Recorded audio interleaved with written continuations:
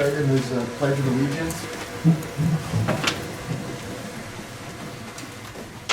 I pledge allegiance to the flag of the United States of America and to the republic for which it stands, one nation, under God, indivisible, with liberty and justice for all. Amen.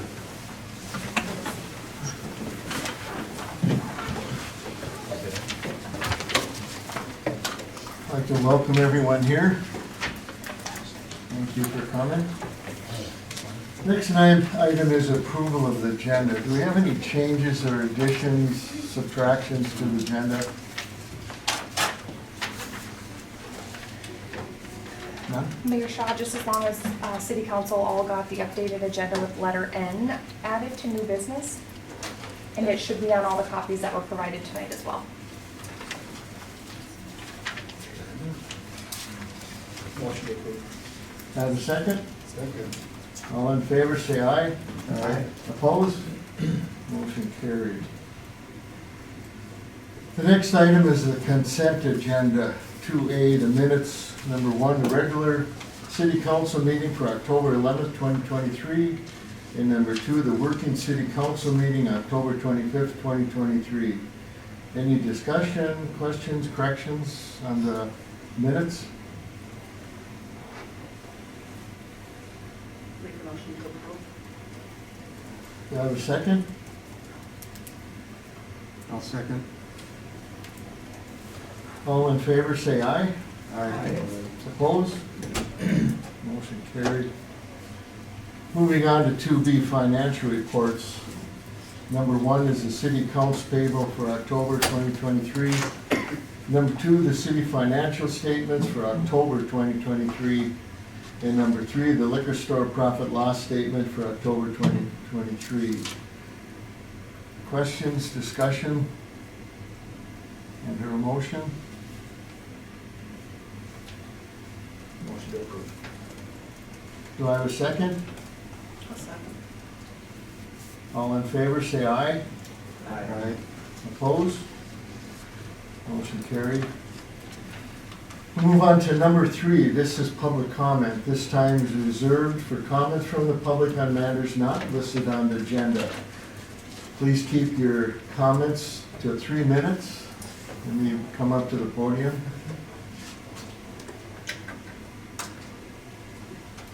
Yeah. Could you state your name, please? My name is Mel Henrich. I'm with a nonprofit organization nationwide, and we're a grassroots organization for a commission of states. The idea is to get the states together to make a correction to the federal government. 34 states need to be, as of now, to make it a commission. We have 19 states on board. We have 2.5 million petitions across the United States being done. We're going across petitions from citizens, cities, and counties, representatives to request that they approve this and move forward to have the state of Minnesota join the Convention of States, just like when they made the Constitution. They have one representative for each state, 34 has to be done, and what happens is that Congress, nor the President, nor the Governor has anything to say about it. Only they have one representative from each state in order to do it. It takes 38 states at the convention, 38 states individual to make amendments.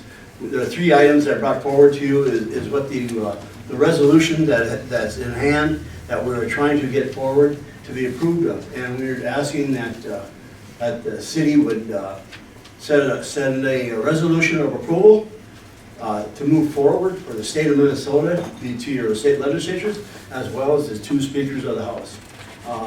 We need, a lot of people I've talked to, when I go to events and stuff like that, we all agree it needs to be done. First one is term limits for politicians. It's getting to so bad that it's getting to be bureaucratic. You can't get through it. If you ever try a call up there or anything like that, or you get a response, they don't call you back.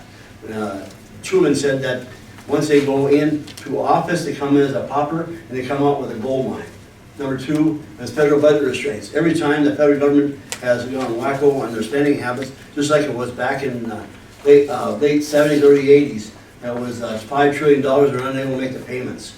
And what happened was there was a T group Boston Tea Group party was, they wanted to have a balanced budget. It passed Congress, went down to the states. Only 32 states passed it. It was an amendment. They failed because the states did not have an amendment to the, couldn't make the amendment because they didn't have no input into the Constitution or into the amendment. Okay, we're back at it again. Now we're over $36 trillion. Was they can't, and I heard, last time I heard was $1 trillion of interest, and they ain't taking care of it. It would cost every man, woman, child over $300,000 per man, woman, and child to take care of the debt. You know, this has gotten messed. And what happens every time is what obvious: inflation, job losses, everything involved here. You know, it's wacko. There's no federal government should not have a blank check on what they do, just like you do. I do. I can't write a check forever. You know, and keep on going deeper in the hole. It affects us all, and as well as it cuts credit rating across the United States. We were at a 3A rating, and now we're down to 2, and we're talking about maybe going down to 1. So what happens is obvious. The interest goes up, and you all have problems. Same thing back happened in the late 70s, early 80s. Okay, last but not least, we're trying to push forward is federal overreach. There's many issues that I could bring forward right now. Is that cattle levels? They think they have the authority to make laws. ATF just try to make a felony out of it. When you have that butt stock and was approved before by the system, Congress did not give them the right to do what? Make laws. It has to be Congress, and they're making laws without any approval. I'll give you an example. A woman down in Arizona about 10 years ago. She was going to build a dry washout riverbed. She went to EPA in Arizona. She got the approval from EPA of Arizona. She started building, and she had a friendly knock on the door. This is the feds, please stop us, or we're going to find the baloney idea. And she's had to leave one in court. So she went to the Supreme Court, and she won. She won on 2 accounts. One, that EPA did not have the authority to do what? To make laws. 2, we forget about Article 10 of the U.S. Constitution, is that states have rights. States are supposed to be in charge of things. And Article 10, as I say, and I'll paraphrase it, guarantees states and citizens' rights. I have a lot more to go on and tell. I'm sorry, but we just, the bottom line, we're trying to ask the council to put your resolution forward to the state. And We do have this? and that's what you have, yeah. And that was the idea to the petition that's for you is what it's all about. And you can go on YouTube and as further discussions as well as website as well. You know how it needs to be done, and they put that in there for the main reason why is to prevent tyranny from the overreaching of the powers of the federal government. Thank you, I appreciate your coming. Thank you. I'm sorry, but it's No, hard. it's- I got a lot more. I I'm sorry. understand. Thank you. Thank you, Any questions, anybody? Yeah, I got all your information. Yeah, appreciate it. yeah. You're more than welcome to stay, or you can, All right, it's your let's choice. go more. All right. Moving on to departmental reports, 4A Police Officer Chad. This is a report for October 2023, thank you. Good evening, councilors, Administrator Owens. So I just noticed that on the top line here, I put 243 calls of service. That was last month. So we actually had 253 calls for service in October. They did go down a bit as I was on a scheduled vacation, so I was gone for 2 weeks, and there was quite a bit of open shifts. We had 13 business checks, 6 the last month, so that did go up. 31 extra patrols, that was down from 62 the month before. 114 traffic stops were made, there were 70 last month. 9 community engagements, 12 last month. We had 6 assisting other agency calls, there was only 2 the month before. 73 other calls for service, which went down from 87 in September. 7 medical calls, which was down from 11 in September. So the total calls for October was 253, not 243. And at the bottom, I did just want to note that we did receive and have been receiving phone messages from citizens stating that they think their cars have been being tampered with. And over the last couple of days, I've been getting calls at the PD after hours before I leave, asking for extra patrols and people seeing people they don't recognize on their door cams at night and stuff like that. And this is what worried me from the get-go, is that the criminal element is starting to pick up, that we don't have officers 24 hours a day anymore.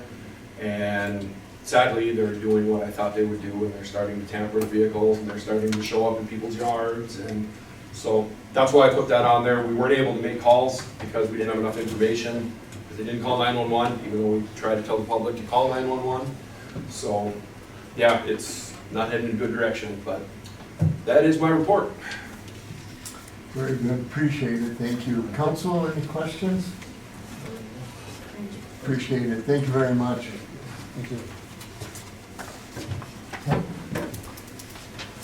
City Superintendent Phil Hetner, declaring a report for October 2023. Mr. Mayor, members of the council, Administrator Owens. Busy month, we're kind of switching gears here, trying to get into snow removal, snow and ice removal. Water department will start there. Distributed 6.5 million gallons drinking water in the month of October. Water break we had repaired today at 148 Lakeshore Drive. There will be more work that goes into that. Today was a temporary fix just to get everybody up and going. And there will be more work to come in the next week or two with that. Sewer department collected 11.8 million gallons of wastewater month of October. The treatment facility, we did have to do a fall discharge this fall, just a small one. That wrapped up last week. Other than that, all the ponds and all the equipment are ready for winter in the wastewater facility side. Street department, summer projects are wrapped up. Hot mix plants are shut down. We're kind of now at an idle, switching gears, getting equipment ready for snow and ice removal, like I mentioned earlier. Other than that, cemeteries, parks, campground, they're all winterized, ready for winter. We had a burial here about a week ago or so. Went pretty good. Other than that, the arena is running on all cylinders. Games are going on, practices are happening. It's busy. So still a lot of things going on. I know no one wants to hear the winter word, but we are getting ready for it. So we have a lot more to touch on later, but that's all I have for now. Unless you have questions. Thank you, Phil. Do we have a hard copy? Mine's shutting down. Want my card copy?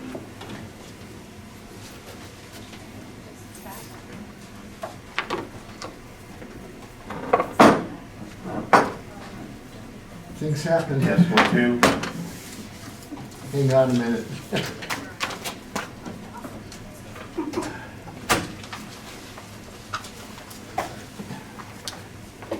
Thank you, Paula.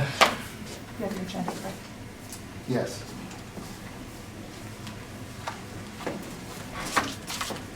Four C Municipal Liquor Store Department report for October 2023. Yes, members of the council, Mayor Shaw, Administrator Owens. It's been a great couple of last days. We had Brenda Visnevik from the MMBA down there with us. Really great to go through processes and brainstorm with her. We went through inventory, pricing, transfers, balance sheets. We discussed category audits, and she's going to come back next Tuesday. So really good to have her there. I think it's going to make a huge impact. Other than that, with the liquor store, we did fix the men's washroom sink. Was not working. There was a pipe that was broken, but we had the original place that put it in come back and fix it. So. Yeah, good at the liquor store. Questions by the council? Was point of sales as well? Yes, yep, I was not part of that, but they got on the phone with Mari and Brenda got on the phone with the point of sale system. And they talked for hours, so that's all good. And we did go through a demo of a different point of sale system. I'm not a fan, so we got one more to go through. Any other big changes? Big changes? Mentioned? No. Okay. Appreciate it. Yeah. Thank you very much. Moving on to technology, library department, IT report. Yeah, so library and technology together there. I had to go down a few times now to fix their printer. So it's my recommendation that we get a new one for them. I don't think it'll cost that much, probably just an FYI, I guess. working on other printers, monitors. The Wi-Fi at the arena went out for a couple of days, so that was kind of a thing to go through, which in turn made Live Bar not work, which is the streaming service they use to broadcast games. But they are both now running, so that's good. And then I do have a more cut back version of the cameras for the city. So if we were to go to a monthly reoccurring payment option for a 3-year kind of financing option through DSC, it'd be $1,666 a month for 36 months. And then if we want to go for 5 years, it'd be $1,149. And then there's also a managed services fee monthly, and that's $410. But I have that broken out if anyone wants to see that. And that is for the camera server. Are you looking for motion tonight, or is that information? It's just more information now? for you guys, you know, to make an informed decision, I guess, on the route you want to go. Yeah. Is that dependent on the number of cameras? Yes, so if we were to dwindle the cameras down, that pricing would go down as well. Okay. Because I see us going down to a minimum use of cameras in key positions. Because right now, we're the only community in the county that uses cameras. So to me, that becomes a budget item for us to really look at. If no other community is using them, to me, that tells me we need to really look at that, cutting that down and using only key positions, places in the city that probably working with the chief and seeing where we really do need them, if at all. And I think we should do that, we get between now and next month when we do the final. So next month, I'm hoping we could get to a point where we get down to a few spots where it'd be key places and advantageous for a camera to be, and maybe just a few. Because it tells me that they're really not serving the purpose that we thought they would. And the old ones are pretty much useless and grainy, and they're not supported anymore. Got consensus to do that? Question. Yeah. How many cameras are we talking about? There's 30 city cameras, I believe, and then the water and light adds another 12 or something like that. So this quote is for 30. It's for all. We would interlude with them as well. I think we could work with the water and light too to see what they really actually need. Because if we have that many, and no other community, and that includes Cloquet, are not even using cameras, makes me wonder why keep that expense up. Yes, If I sir. may, at this point, our computers can't even run them, so I mean, we would have to get new computers too, because that was one of the big issues at the PD is we can't run them. Yeah. The TV we have for the current cameras doesn't, the programs don't work. They're useless. Yeah, It's all useless right now. That's why I'm bringing this up. I'm starting to think we need to really look at the usefulness of this and the cost of it. Because each camera is about, replacement is around 2,600. Yep. Roughly, depending on the camera. Yeah. So, consensus? Food for thought. I'd just like to table it. I think we need to look at it, because I don't want to pass a budget to replace 30 cameras next month. It's not currently in the budget, Good, so we would need to add it in, if we're gonna do it. correct? So, currently we passed that patch job, so it's working and right now, but it is, at risk. It's recording it, and it can be copied, but they can't look at it. Yep, and it's vulnerable right now to cyber stuff, cyber attacks. So.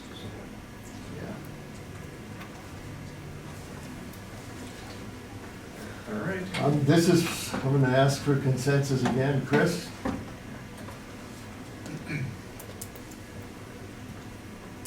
Well, I get confused that we talking about, in the police report, we're talking about how people are knowing we're not having 24-hour coverage and stuff.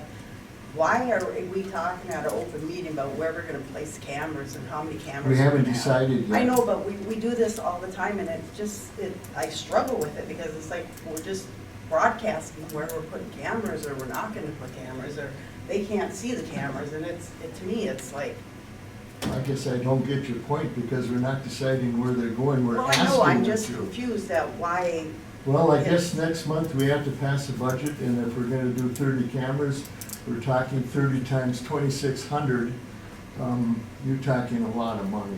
Well, I get that, but I'm just saying that every time we talk about this, we always start out with, it's not doing the city any good, the police department can't see anything, and it's like, we're just telling, Well, you have to do it in an open meeting. well, I know, but You it's can't like, do we it can't, privately.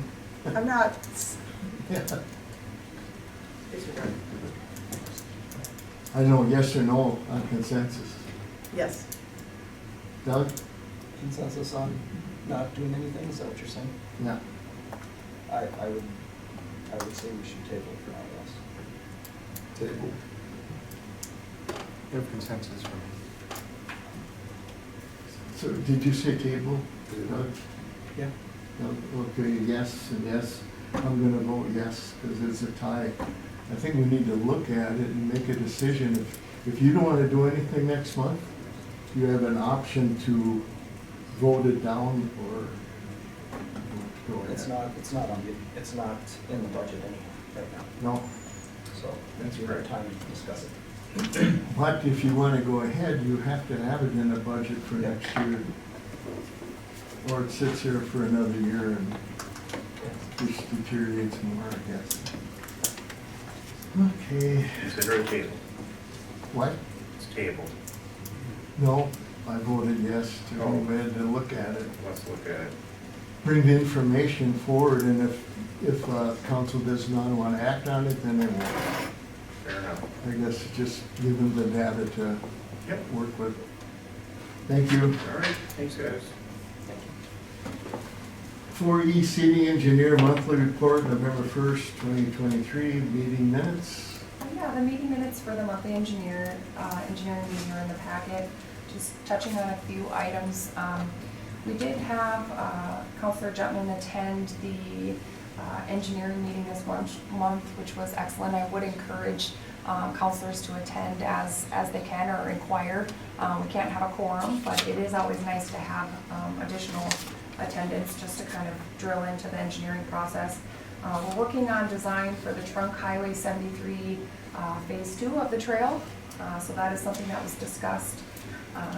In addition, we met with a potential developer to talk about drafting a development agreement between the city and the developer. So that will go through the EDA and then come to council as process is designed.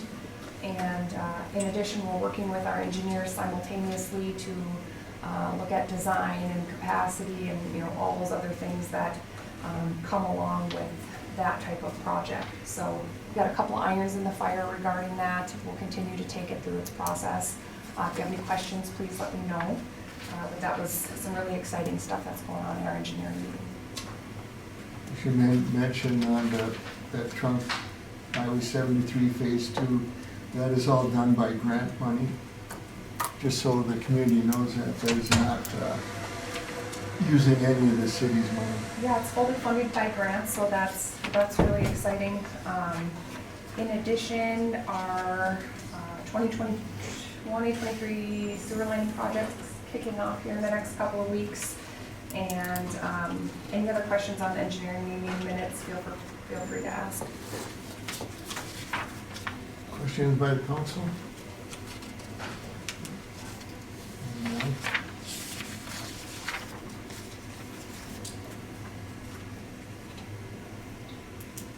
4F Chamber of Commerce updates and monthly update. Yes, the administrative team was engaged in other meetings today, so we did not attend the monthly chamber meeting. I would just recommend if anybody is interested in upcoming events to check their website. They do have their events listed on their website, and we will try to make it to next month's meeting to give an additional update. Thank you. Moving on to number 5, previously discussed business. We have none at this time. Mr. Mayor, Yes, sir. there was one item, I was waiting for an email that isn't on my report that I did want to bring forward really quick. Oh, come up to the podium, I please. just got the email a little while ago. I spoke with Laura Setter from the League of Minnesota Cities regarding wellness program for the whole city, but it's aimed at law enforcement. She sent me a ton of information. There is a wellness model guide that is being tried out in a few cities. New Ulm is one of them. There is public safety health toolkits, all kinds of things for helping out with mental health issues. Once again, she said it's for the whole, everybody in the city, but it's more aimed at law enforcement. So I just got the email and there's a ton of info. So I'll be going over that and could probably have something hopefully drawn up by the next meeting regarding what it looks like and what they'd like to implement, what they've been implementing in other cities regarding the wellness programs and the peer support groups. She did mention that to receive the state PTSD money, Yeah. there are some requirements you have to meet, and having a employee assistance program and at least a wellness program in the works are two of them that have to be met. So I did want to bring that up. I was waiting for the email and I literally just got it, so. That's good news. We have to wait to hear how that would go and get that in place by the end of the year. Yeah. Yeah. So it's in the works. Appreciate it. I've talked to her and we're gonna keep communicating between each other, so I did want to bring that up to Great. the council and the mayor and the district. So listen, yeah, you guys should be meeting on that real soon. Sounds great. Thank you. Thank you. Appreciate that. Thank you. Moving on, number 6, new business. 6A, the 2024 tobacco license renewals. Yes, in the packet, you'll see the establishments who have applied for a 2024 tobacco license. There were no new additions in comparison to last year. And so looking for an approval of such, and then we will continue on with the process and filing to make sure that everybody's onboarded prior to 2024 with a tobacco license. Just informational now. Nope, we need approval for them. You do need approval. So these have all been filled out. Everybody's applied and Okay. have submitted their monies, and it's ready to go. Council? Has there been any problems at any of these establishments? Not that I know of. I'll make a motion to approve the 24 tobacco license renewal. Do I have a second? Second. Any questions, discussion? All in favor, say aye. Aye. Opposed? Motion carried.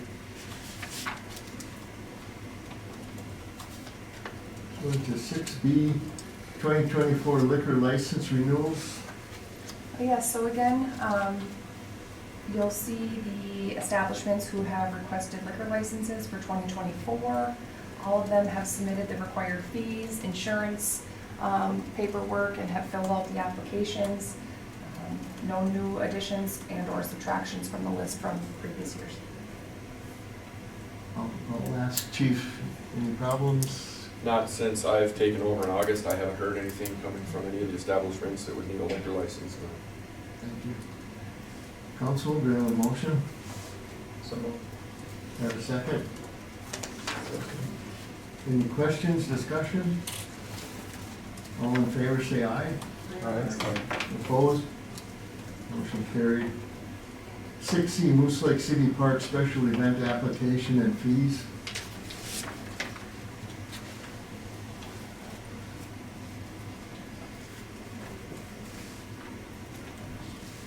Good evening, Council, Mayor, and Administrator Owens. It was decided with some discussion that events or people renting our city park should have to go through the same application procedures as when you rent the arena, just so that we can ensure that things are getting taken care of.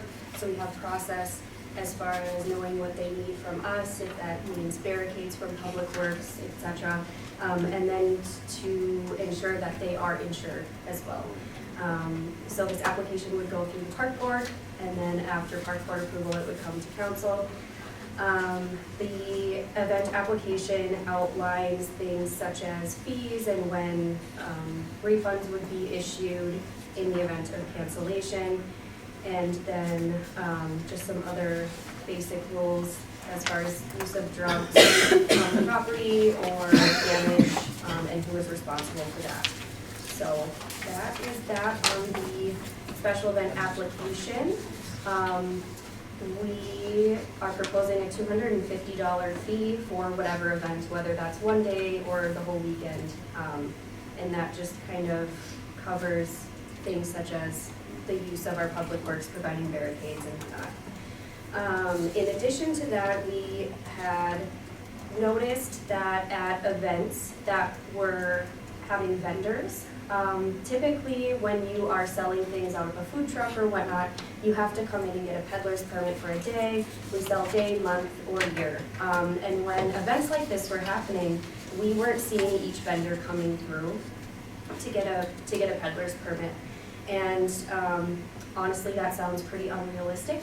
So we came up with a flea market permit. This is something that other cities do.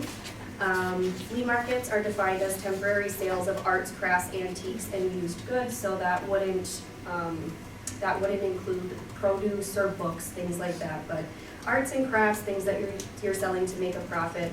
And we are proposing a $250 fee for that as well. So if your event is going to be a for-profit event, you would pay the $250 special event application fee, and then you would get an additional $250 flea market fee to kind of recoup those monies that we're not getting from not getting those peddler permits. So. Generates a question for me. Sure. Art in the park where you have maybe 100 different vendors, we're not requesting every vendor pay $250. No, it would be the event. So instead of Just the event itself. Yep, the event itself. Right. If it's a for-profit event, it would be one $250 fee instead of each vendor coming in and buying a $20 peddler's permit fee for the day. Thank you. Yeah. Yes, Chris? So you're saying to rent the, like, little pavilion down at the park is gonna be $250? Nope, so that will remain $50 a day, but if you want to use the entirety of the park, like Art in the Park uses, you know, we block off the parking lot for that. Okay. They use the entirety of the park. Now, in this application, it is stated that even though they are allowed to block off the parking lot, they can't tell the general public that they can't come in and use the beach. They can't come in and use the playground. That is still for anybody to use. It's a public park. But we would provide barricades for them to block off the parking lot, like for trunk or treat or Art in the Park and whatnot. Probably triathlon, Yes, another one. one as well. The city has had discussions with event coordinators, like the one that facilitates Art in the Park, and the type of dialogue that was had with that coordinator was, you know, I can't believe the city hasn't done this already, and like he understood that it's coming and that it's a process and that he has to have proof of insurance, and the flea market permit is a process that allows him to be able to facilitate his own event and capture revenue from his event and do whatever he needs to do. But he's just paying the fee in order to help the city facilitate on the back end of things. So in the past, he's provided donations for such, so it was just on a donation basis, but this would just kind of solidify process for everybody. We did have a couple of times during the summer this last year where there were overlap, just because, you know, with turnover in certain positions in event planning, you know, it was just assumed that the park was going to be granted to a specific event at a specific weekend, and there wasn't communication back and forth, and so we did have some problems that came up there where we're scrambling in the background to accommodate everybody, so this would hopefully help negate that as well. It was also, a recommendation was provided by the park board at last night's meeting to recommend this process and the fees associated with such to council. So we're looking for a motion for number C before we proceed to number D, correct? Correct. We have a motion on number C, the Moose Lake Park, City Park Special Event Application and Fees.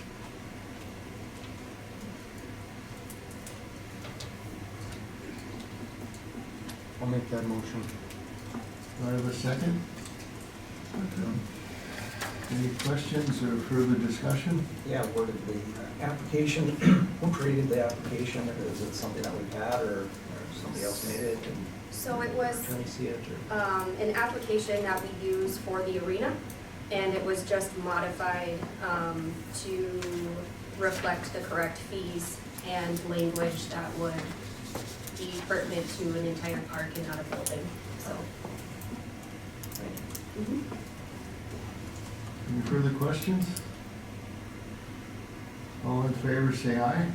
Aye. Opposed, say no. Motion carried. Moving on to 6D Riverside Arena Open Skate Procedures and Fees. Yes, so with Open Skate, we have proposed an increase in the daily admission rate to $3 a person. And then we would like to implement a $25 season pass for those that come in frequently. We have also implemented a waiver absolving us from liability, as skating is inherently dangerous. And so the season pass would kind of help to ensure that that waiver was already signed. You know, if you've got your season pass, you know you've got your waiver on hand. We're having everybody sign the waivers, and then daily admission would get a wristband so that we know you've had your waiver signed. We have also implemented a rule that children under 12 have to have a parent with them. It had been brought to our attention from arena staff that a lot of kids were being left there unattended. So we would like to try to combat that as best as we can. Let's see, oh, and then we also are implementing a rule requiring helmets. They don't have to be hockey specific, but they have to wear a helmet on the ice. And then at the park board last night, I believe it was recommended that we do 5 and under is free. So our fee schedule changes would be $3 a person for daily admission, $25 a person for the season, and 5 and under are free.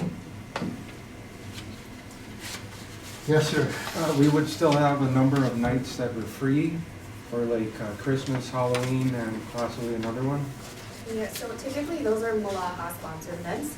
So they put on Spooky Skate, they plan various family events throughout the year under the Malaha umbrella. So they advertise those and plan those for us. Any further questions, discussion? Do we have a motion to pass the new Riverside Arena Open Skate Procedures and Fees? So moved. Have a second? A second. All in favor, say aye. Aye. Opposed? Motion carried. Do you have the next one also? One more. Okay, 6E Seating Moose Lake Residential Chicken Permit Application and Fee. Yes, so with the passing of our chicken ordinance, we had talked about doing a one-time application and fee. That fee was $100. That was added to our fee schedule, and then I made up the application as well. It asks for name, address, contact information, how many chickens you have. Makes them sign saying that they understand all of the rules that were in our ordinance. And then also on the second page asks for a site plan diagram so that we can see where they're putting their chicken coop relative to the road or their house, for us to review and let them know, if there's anything that they need to change. Questions, discussion by the council? Do we have a motion to accept?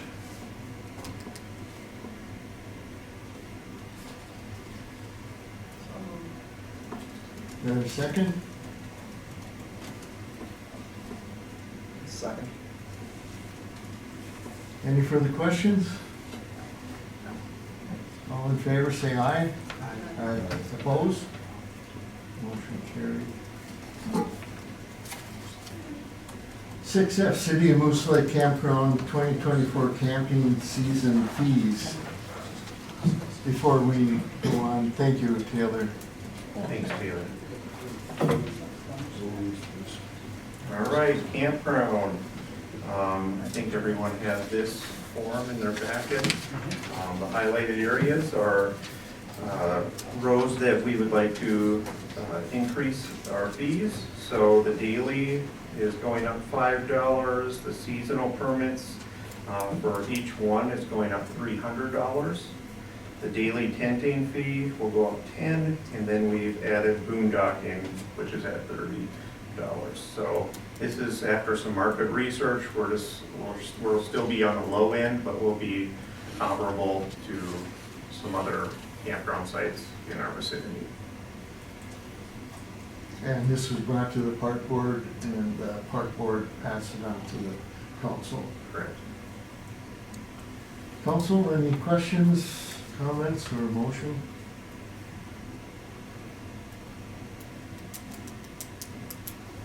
Motion to approve?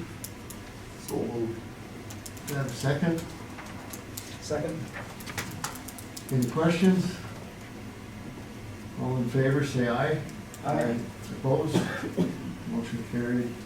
Thank you. Thank you. 6D Sewer Department lift station service checks review. Yes, so you guys have seen this before, this is nothing new, we do this in the spring and the fall. Basically, it's every one of our lift stations, our service tech goes through and tells us what's wrong with them, tells how they're doing, life expectancy, that kind of thing. You're gonna find it on page 85, 84, something like that. I have it here, but my iPad's not working. There we go. 85. 85, thank you, Ted. The wastewater industry is very brutal, right? So like anything we put in a lift station, remember, every day and every minute of every day, it is touching everything you guys want to get rid of, including the rest of the community, right? So it doesn't hold up very long. With that being said, every station's gonna have something wrong with it. It might be very minor, it may be very large. It may be drastic, it might be something small. It's not the end of the world, but things that we have to stay up on, and things we have to be aware of. Wastewater utility is extremely expensive to run, unfortunately. I wish it wasn't, but it is. The one that really jumps out at me is the main lift station. That is on page, it's there. 93. There we go, 93. Thanks, Ted. Just rock solid tonight. Appreciate it. Those are 150 horse pumps. They're huge. They stand about 6 feet tall. They move a crazy amount of water in a hurry. And when they fail, everyone, including MSOP, DOC, all the rest of our customers, Windermere, and all of our residents, we start having issues, and we start having them in a hurry. Correct me if I'm wrong, Mr. Owens, but I believe that would be a cost-sharing option Yes. across a few different It would be all customers. customers. Yep, so remember, I think last spring I brought you guys estimates for replacing those pumps, about $300,000. That would be a cost-share event that we could work through and go from there. The biggest one I want to call out though, that's that main lift station. We got to do something about it. I know you hear me talk about sewer rates all the time. It's extremely expensive on sewer. So, any questions? So is it any Pacific pump? We got 3 pumps, All right? 3 of them, they're the same age. They went at the same time. They're not good. When were they put in? They would have been 7 years ago now. And that's it, they got 7 years on The them. life expectancy of a wastewater pump is 5 years. Think about everything they deal with. So you're thinking to replace all 3? I would imagine you do only one at a time, right? Well, I want to do all of them at once, but I was told no. And that's understandable. Is that MPA because you can't shut the whole system down or what? No, we can do it live, we can do it hot. Well, you can't. Oh, yeah, absolutely. He was told no when he brought them into the budget meeting this year. I did. I 100% This did. Transparency is huge. $300,000 ask. I'm not gonna sit here and tell you everything is good, because it's not. Yeah. It's just an opportunity that we're gonna have to meet with our partners and our customers and have the cost sharing discussion and try and plan ahead as best we can. Realistically, these pumps could go down at any point, so it's important that we continue to make progress on it. If we're looking at a cost share between all customers, you know, we can come back with more refined numbers, but it's a reality we have to look at. Yeah. What's your availability? So there is actually one sitting in Dundas, this shop in Dundas right now, which is self-control. So, I mean, they're around. There isn't 3 just laying around, but they are around. Okay, let's see, what is critical? Like, if one fails, we're critical right now? Yeah, so we can run on 2. We can run on 2. If we lost one, we have to move now. Okay. Yep. 2 of them were in big trouble. Yeah, well, depends on how creative we can be in the public works garage, and we've been creative before. Okay. But I don't want to get there, Well, so. let's get ahead of it then. Okay. Let me, Can we shut 2 customers down? I cannot answer that question. I would love to, but I cannot answer that question. let's get ahead of it then, let's I have see. 2 customers that like to shut down. You do this to me every time. You put me in a position, I can't say anything and I know want you to. can't, but I said that's what I would like, Is that in the minutes? Noted. because I don't care. Mr. Mayor, I'd say that we need to have that meeting as soon as possible. The inspection states that these pumps need to be replaced as soon as possible. With those other parties to let them know that the goal would be to replace all 3. And it sounds like it could be an issue trying to get the other 2 pumps. We know where one is. And I know with Water and Light, they're looking at things that are 50-some weeks out. Right, So that could be an issue. yep. So we need to take the next step. Okay. Yeah. Everything you need and can do for electrical is gonna take the length of time you get, because there is nothing made ahead and there is nothing in storage anywhere. Sure. So we'll Because jump on. nobody wants to have an inventory because it costs money. Sure. So we'll jump on those conversations immediately then. Yeah, we'll have to. Let me, one more question. Yeah. Can they be rebuilt? Yes, they can, absolutely, for about 80% of the cost of what a brand new one would be, and the warranty's, I think, 60 days. In my eyes, it's not even worth going out there. You know, if it was a different math problem, if it was 30-40%, that'd be different. Just out of curiosity, let's say that we can get one, Mhm. maybe 2, but we can't get the 3rd. What is the turnaround on a rebuild? That I haven't asked yet. That I do not know. I Could you- can find just that to out. find out, just so Yeah, the council absolutely. has it, Yep, and final decisions will be made when we need to. So it's another item we have to get on. Thank you. I have one question. Yes, What's sir. the warranty on the new pumps?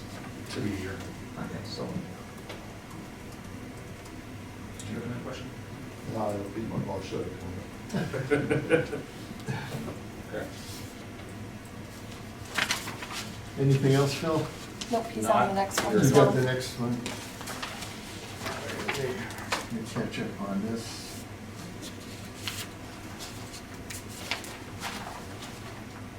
All the other pumps looks like they're decent. Like I said, there's things wrong with Every one of them? station we have, but they're They're all over the board. This is by far the worst one. The rest of them I would not worry about right now. I would not. You say have that's the an issue. items down what they are. Correct, so if you yep, and know every what year that we is. pick away at a few of those things. Some of those items are a couple $1,000s, some of them are 10. I believe an administrator ago, we had some extra funding in the sewer department, we upgraded one station. When administrator prior to that one, we did the same thing at the end of the year. I mean, we pick away at it for sure. So we're in the right direction, but this one would not be good if it went down. Thank you. You're welcome.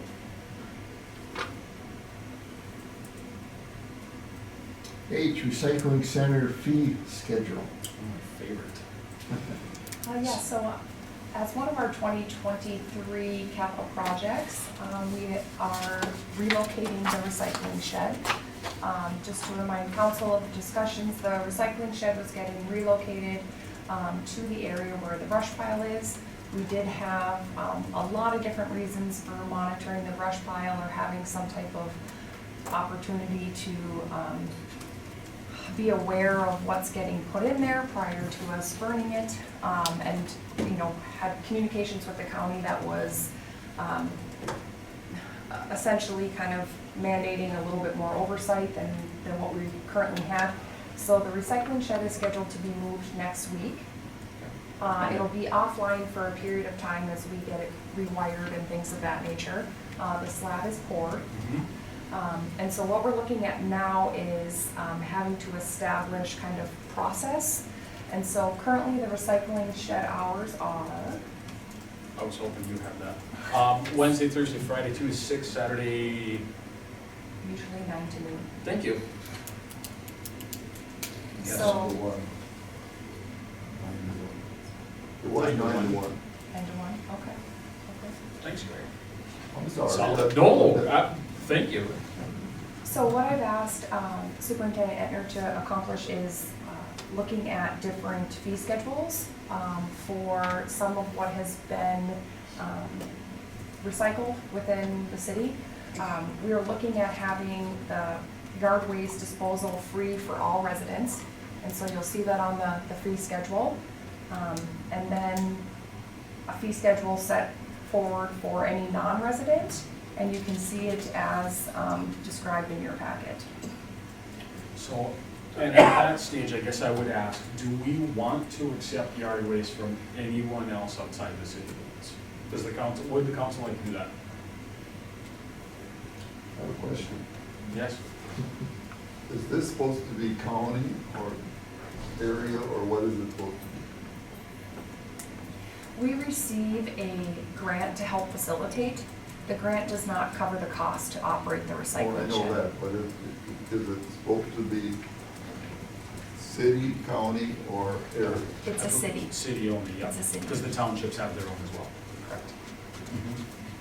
So what we're experiencing is out-of-town contractors dumping because Well, it's free. I know who goes in. Yeah, yep. One thing I'll say, has anyone seen the brush pile in the last month? Oh, Christ. Yeah. Huge. There's not even that many trees in your town. I mean, I'm sorry to say it, but it's true. Well, So I like, I can see, you know, the trees that come down in the town more in there because they In are town. our trees. 100%, absolutely. But that amount of brush, you don't even have that many trees in your town to make that amount of brush. Like, and we end up spending quite a bit of labor hours up there, a lot of equipment costs up there, and honestly, a lot of repairs, because everything up there is dirty, and it's full of nails. There's more flat tires in that pit on our equipment than there is throughout the rest of the town.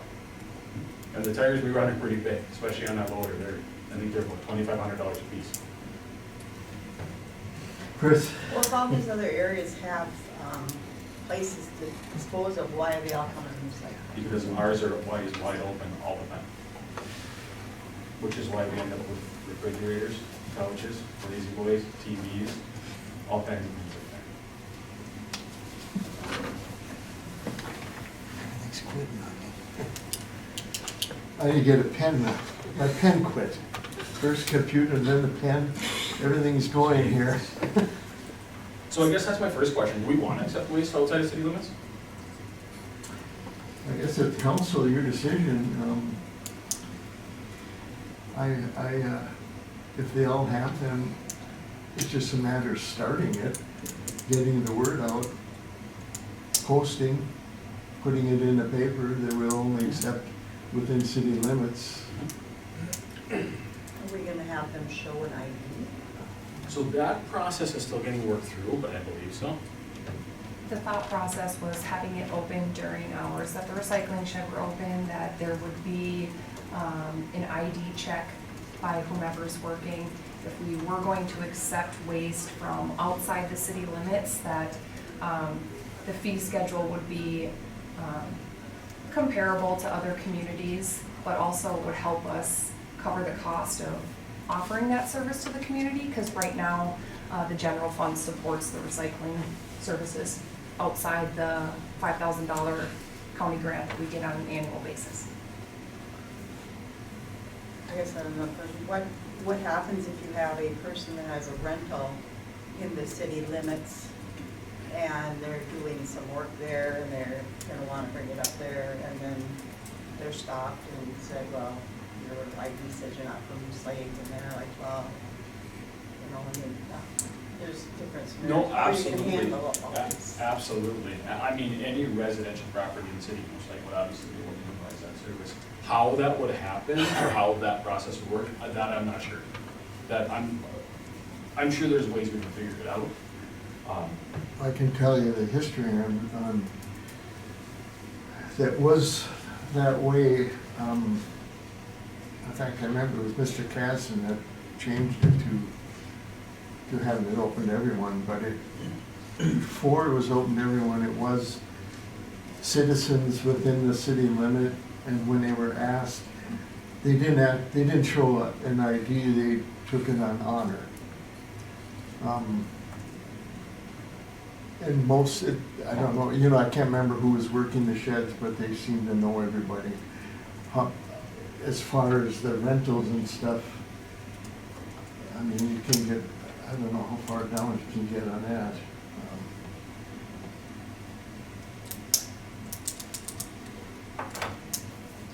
Because that gets, what are you gonna show for approval that you own it? I think you'd have to go on honor and Proof stuff of like tax that. payment. Yeah. Well, that's, I mean, it's just gonna get Yeah, real. it's a good question, It is because a you very know good it'll question. happen. It will. I think Darren has some in town himself.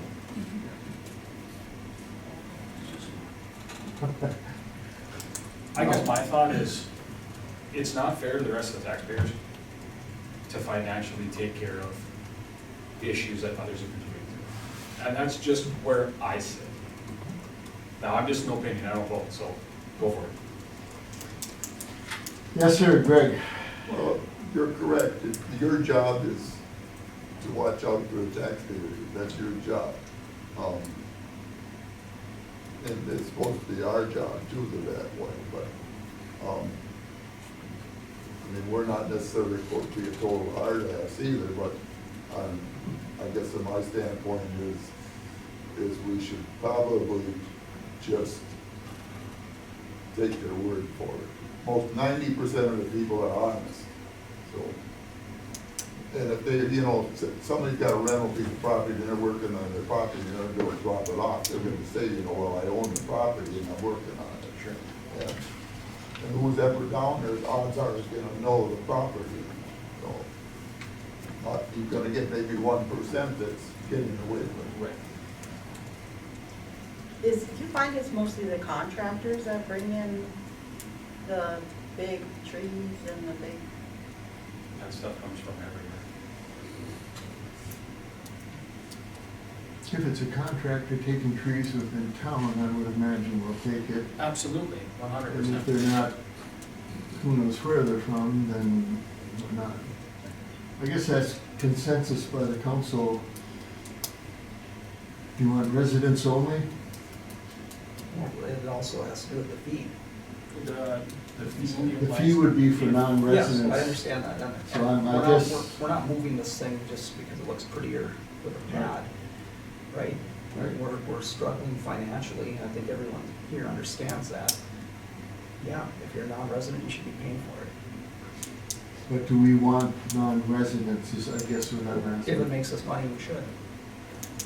That's what I was thinking too, but it's hard to know if we're gonna make money or not. Well, we can always adjust the fee schedule, that's what the fee schedule's for, so. But it sounds like it's costing you more to take care of it than what we would take in from non-residents. I have, sorry. It's hard to quantify that, Mayor Shaw. I know that even just from a wage standpoint of the wages in the recycling center, the grant that we received from the county doesn't support the wages for the recycling shed attendants. It's supported by the general fund.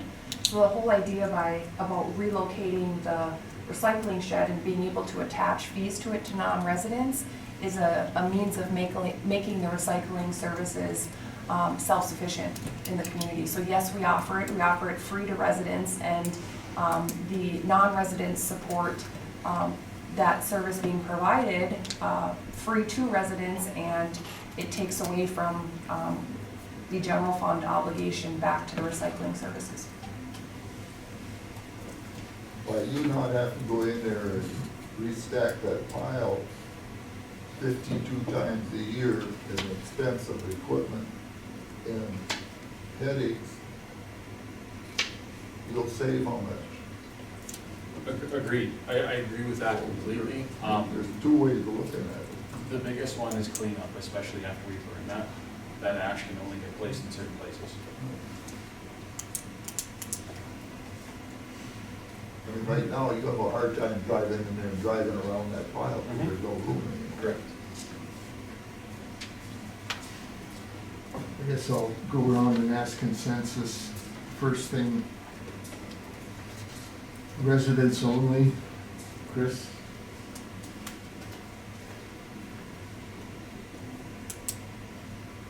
I would say residents only, if there's people that have rentals in town, they would be considered resident.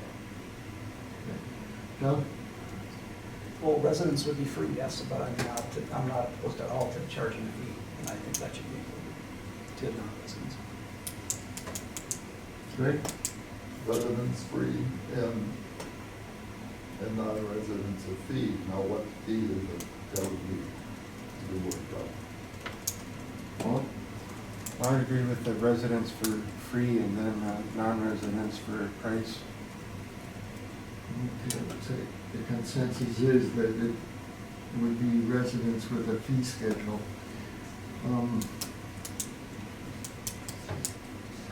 There is a fee schedule giving, are you suggesting that that be looked at closer and made adjusted higher, or are you satisfied with what was brought forward? Superintendent Edner, can you share some additional information about the research and homework that you did before this was established? Yeah, so I looked at WSSD, looked into Chisago County, a little bit in Pine County, City of Lindstrom. What else was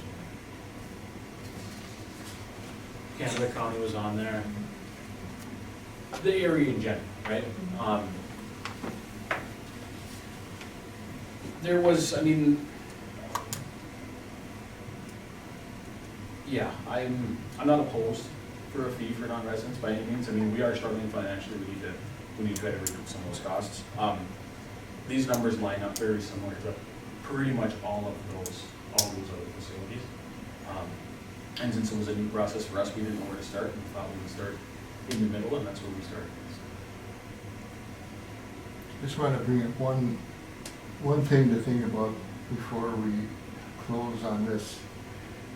You're establishing another point where there will be funds out, and it'll be in that shed, which will have to be turned in every night or every day. And they'll have to have change, because you see $10, $25. I can see $20 bills being given and a $100 bill or whatever, but Saturday, I suppose the money could be put in the slot up here. We have plenty of places to put Yeah. that when- I think of security and somebody sitting in a shed with money there. I don't know, it's just, personally myself, I'd rather just do residents only for going this far, but consensus is that we will go ahead and, is this acceptable then as a rate? That's the next thing. Chris? I have a question. I don't mean to be difficult, but No, it's okay.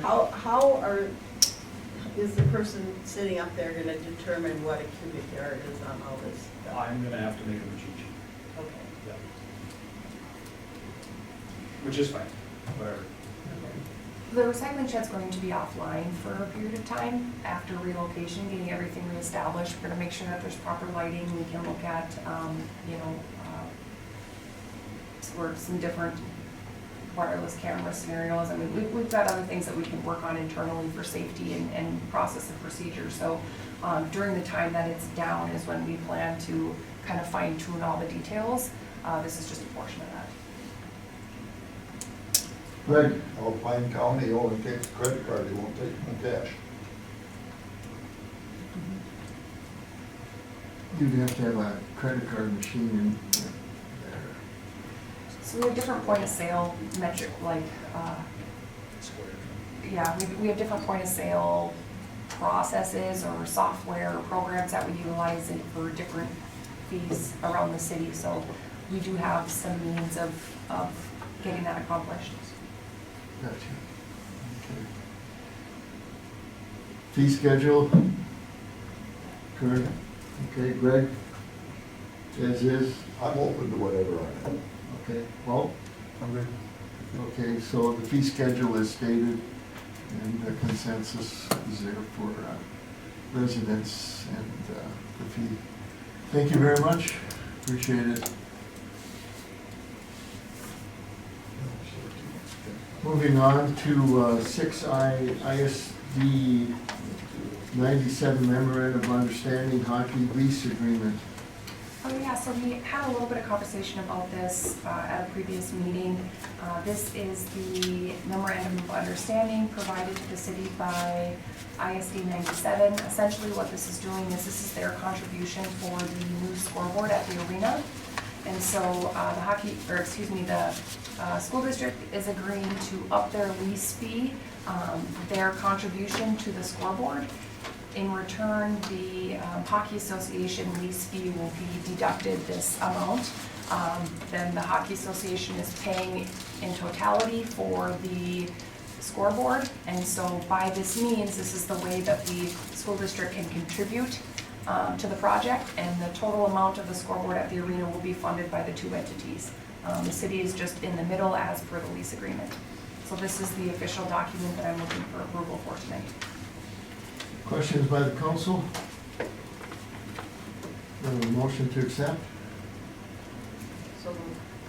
We have a second? Second? Any further questions? All in favor, say aye. Aye. Opposed? Motion carried. So we will need signatures on this. Yes.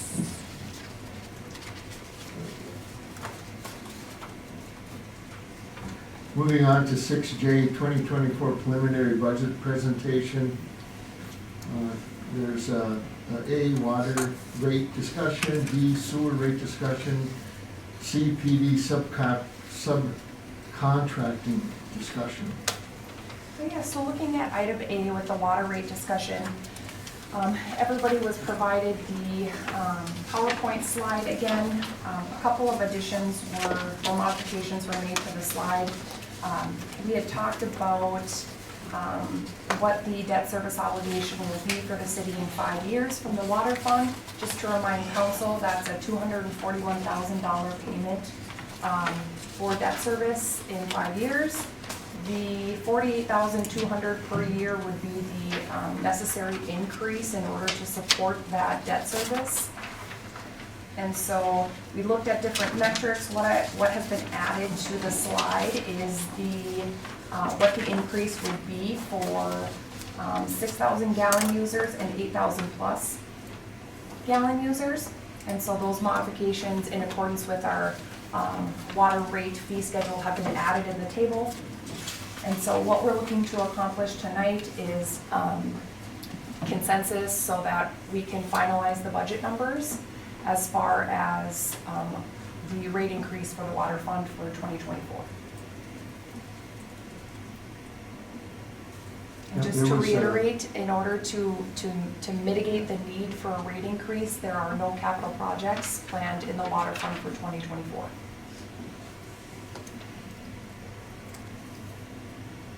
And Phil, last month, it was brought up a $25 service charge instead of, it's not tied into water usage, it would be only service charge, That's for sewer.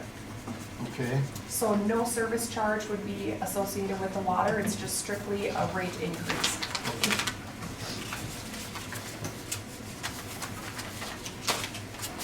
So we'll open that up for questions of the council. None of these have any contributions from the liquor fund, is that correct? Not for the water fund, no.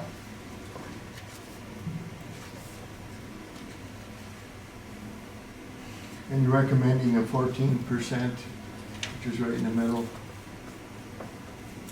That's to break even, remember? okay? That is literally to pay your bills, where most utilities put a little bit of money away. Try to plan ahead, try to upgrade their facility, and just so you know. So it would be, let's say like, excuse me, let's say, I was going the same direction you a were. 4,000 gallon usage, which would be a family of 4. Every family's different. I It's mean, different, okay. my kid never shut the light switch off, so I mean, I couldn't tell you. So that's a $6, in essence, $6 increase a month. Correct. Your Okay. ballpark, yeah. Gotcha. So large users, okay, you got 8,000 plus gallons, that'd be talking to, how big of a user would that be at 8,000 gallon? Once again, depends on the Stores, usage. I mean, it's some of the some of bigger, larger families. I Some mean, of the- I've seen some larger families. car using wash, 10,000. Oh, no, they're. that was 20,000. At least 20. okay. So what would happen, it's just the mathematics then for them, Correct. Yep. gotcha, It's how conservative you want to be with your water usage. okay. Lisa, did you have anything to add to that? Nope, I was going to go over the mid-level, the 4,000 gallons and 6,000 gallons per month metric for most households would be an increase of the $6.01 per month, and that was kind of that mid-range, and even the 6,000 a little higher was the $8.67 increase per month. Open it up for discussion with the council? Yes, sir. I guess I can't argue with you, Joe, on the fact is that we do need to go ahead. To the point that there used to be a time in the summertime that, because of the fact that there were a certain number of people in the city that increased the beauty of their property and ran a lot of water, that did not go down the sewer and stuff, so it was sort of a handicap to them that they used water and ended up being charged for helping the city look better. So I can't argue with the increase. I just, at the moment, I feel sorry for some people. I do as well.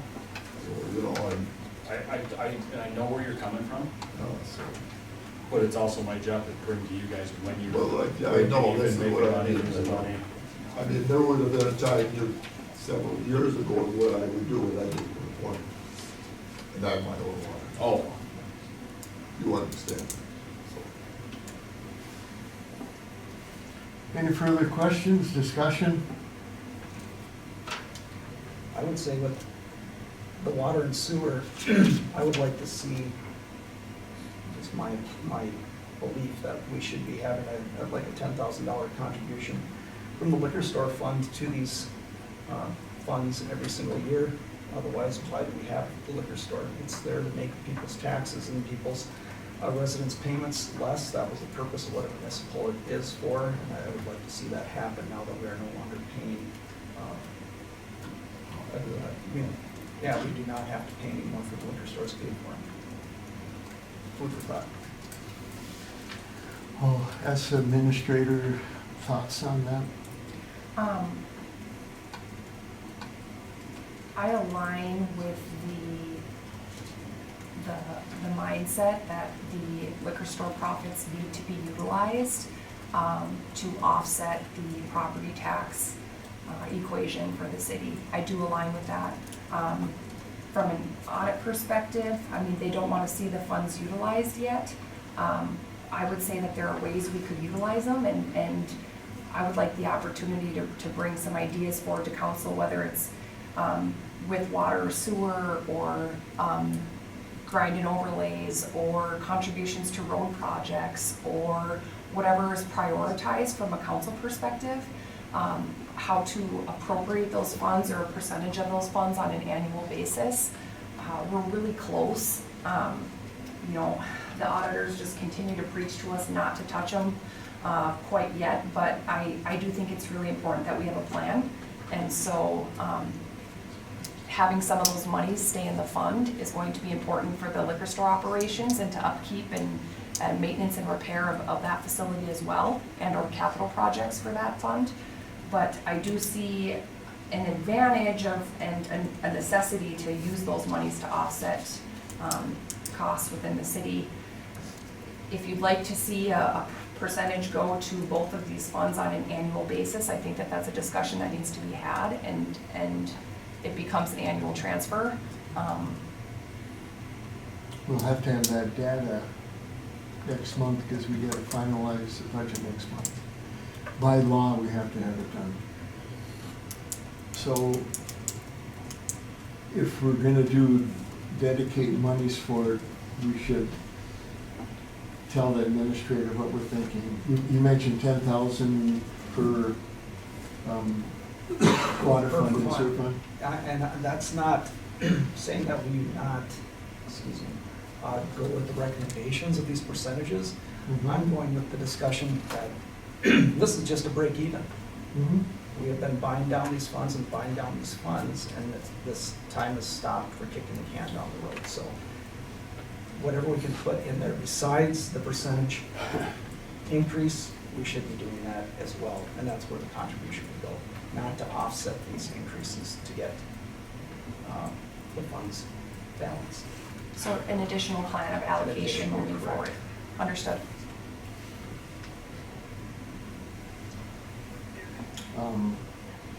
Any other questions? Yes, sir. Well, I agree with the way he's thinking on this, and that is, what, from my growing up and everything like that, is that the liquor store purpose was to finance a large percent of the city. And then when they built that liquor store, they spent so blankety much money building that liquor store that at the time, they were never gonna get out of debt on that part, and then along came the state and the sewer project that's put the city of Moose Lake so far in debt, that we're in debt for the next 20 years before we're ever gonna sue, and that's all we've done from the time that the state did us go under, that all we're doing now is just trying to keep our head above water. And he's right, and that we have to find ways of being able to quit sinking downward and just step ahead a little bit at least. Sure, I think it's important we have we'll have almost a full year of liquor store revenues coming into the fund to be able to analyze, to say, hey, what can we budget for on an annual basis as far as revenue? How much do we want to keep in the liquor fund for operations? And then how much is pulled out and dedicated to these other items. So it absolutely needs to be discussed. That's a project in itself. Everybody gets sort of anxious, I'm sorry.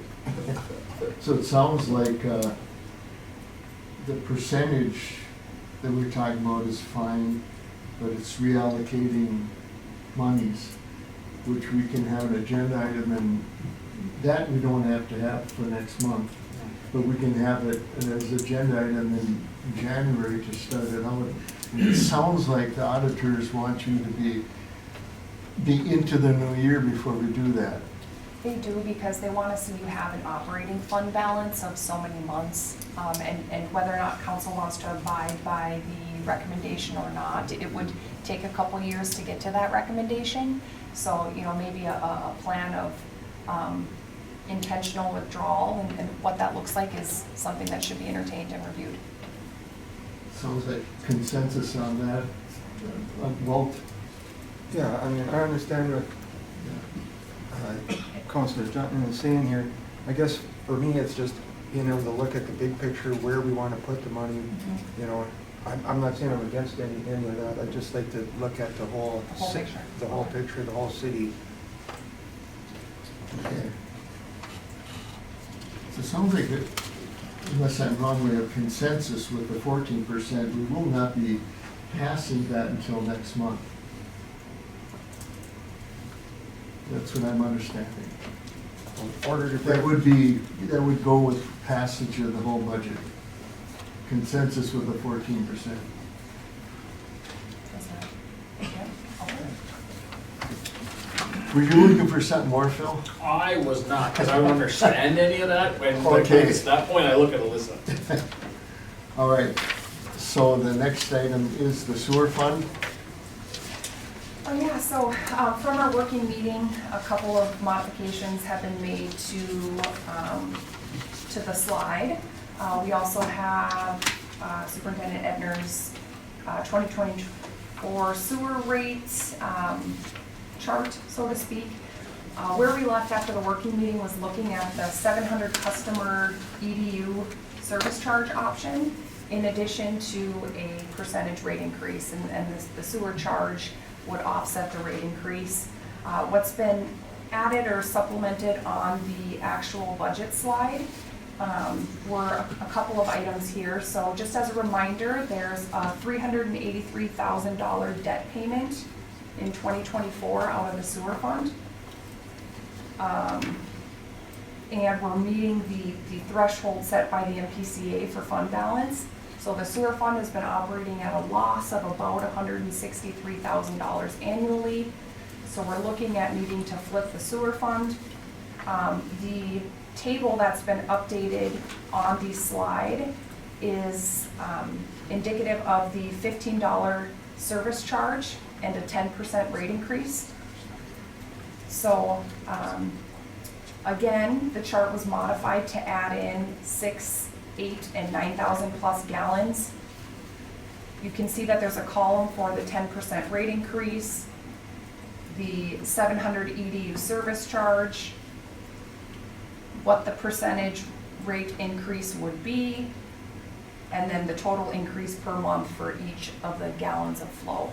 Now this is just one option. Wanted to lay it out linear for council to be able to review.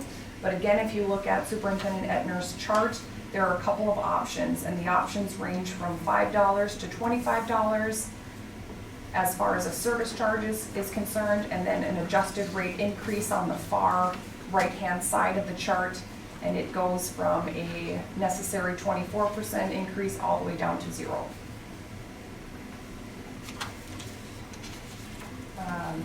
We've also included some service charges from other entities in the region as far as what their monthly service charge is. So we tried to provide a little bit more visibility based on the conversations that were had. There are options. If more data is needed, we can certainly provide that as well. Questions by the council? I was just to say, could we just remind what the rate increase we were having to look at without doing like a service charge?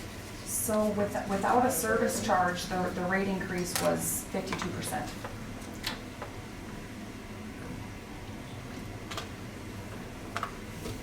I think why we were looking at the service charge is because then it's not tied to water, and then we're not, it's not dependent on.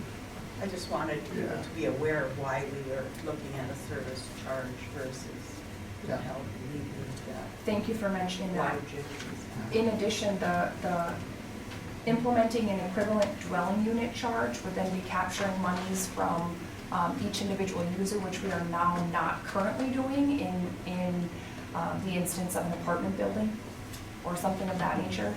Some of the work that we've been doing in the background is we've been working with the city attorneys to make sure that our ordinance is sufficient enough to support a sewer service charge. And the attorneys are recommending a modification to our ordinance, a small modification to our ordinance that they're preparing. So we are looking to do work in the background in order to be able to implement the service charge in combination with a rate increase. Just a question. Big users, MSOP, DOC, how would a service charge affect that? Totally different, because we're working on significant industrial user agreements with them.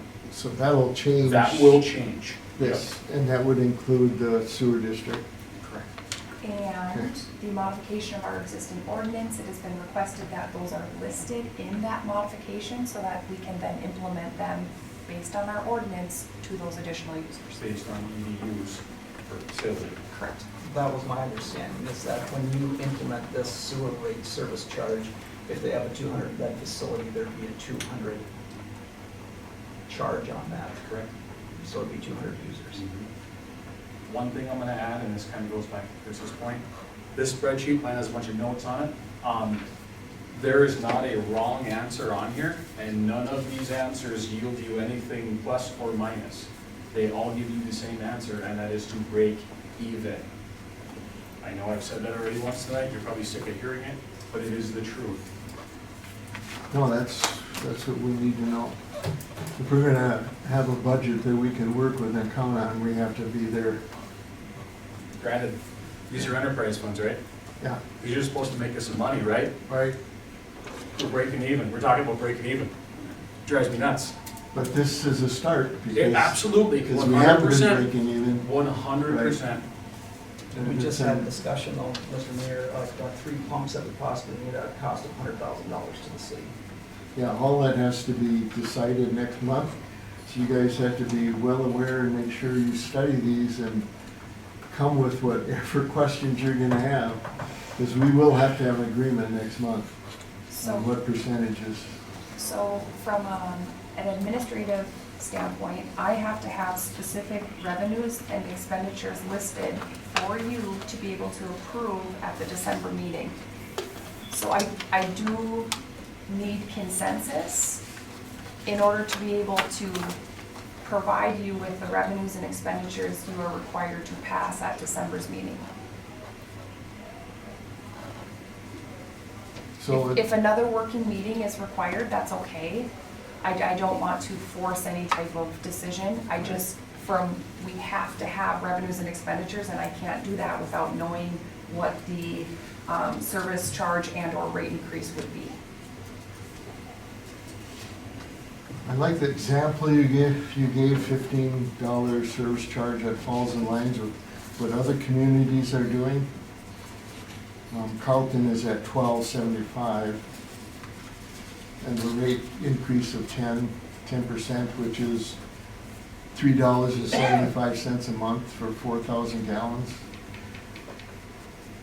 I think a consensus on that is a start for Alyssa. And if we're gonna do any more, we can do that next month, but you're gonna have to know what you're presenting, requesting. Do I have consensus on that? Yes, Chris? Question. Those memo of understanding aren't gonna be done for some time, you said? She's talking about the SIUs. Or Yeah, the that's, significant users? yes, yep. So what will that, I mean, that will significantly change the revenues once that service charge is. And that'll be a good addition, probably next August for our budget. Because I'm guessing the SIU SIU, yeah. probably won't be done until, I bet, May or June, by the time we get all that. We're gonna have to meet with each entity and go over all the specifics. It's a long process. And then the documents will go to the law firms, and they'll come back, and we'll negotiate more, and then we'll finally come to an agreement, I imagine.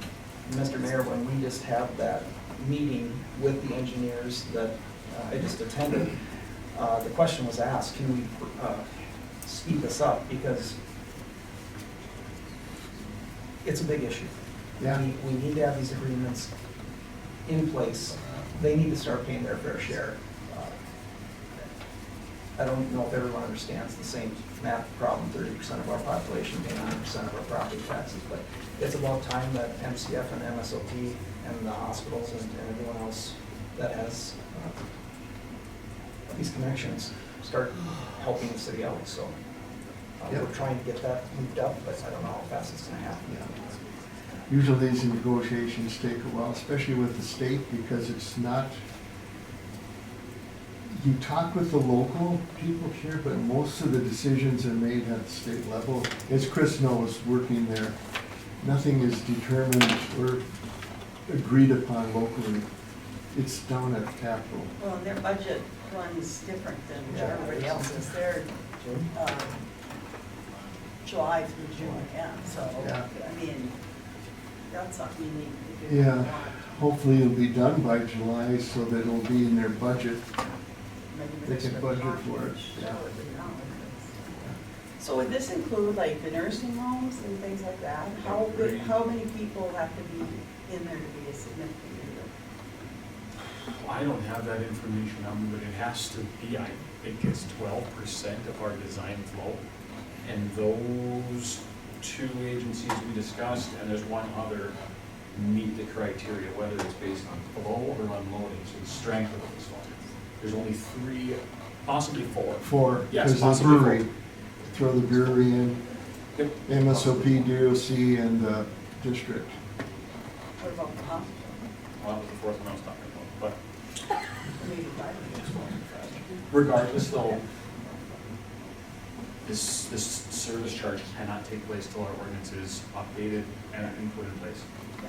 So, The school may need that in the end. I don't know if they use it. they don't on volume. They don't. No, and they won't on loading either. Okay. Do I have consensus on the 15 service charge, 10% rate? This is good. Yep. Greg? Well, okay, you have consensus, Melissa. Thank you. Thank you very much, Bill.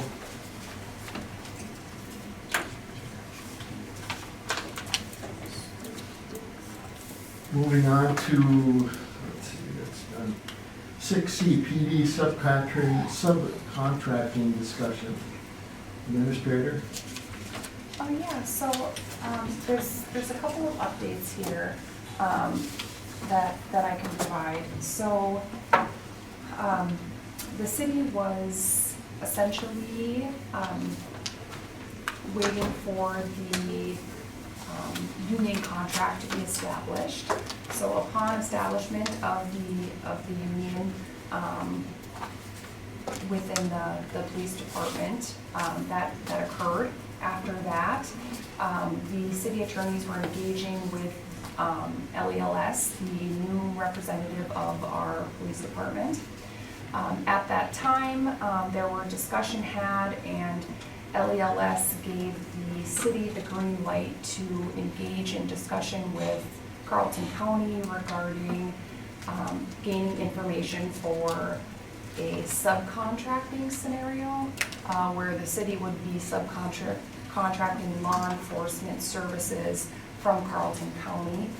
And so with that, the city has met with Carleton County just recently here, and we did receive a proposal. So at this point in time, based on council request, I have the different options for the police department budget, A, B, and C, regarding current proposed budgets and the different staffing levels affiliated with that. In addition, we have received a draft proposal from Carleton County regarding what staffing would look like for 4 dedicated deputies and a .5 clerical. And so at this point in time, I have fulfilled the request as far as gathering information for council to review. And so if there are any questions and or dialogue, I guess that is the point that we're at. So, just so I have this correct, we're looking at option B if we're comparing the same thing that the county has proposed, because it would be 4.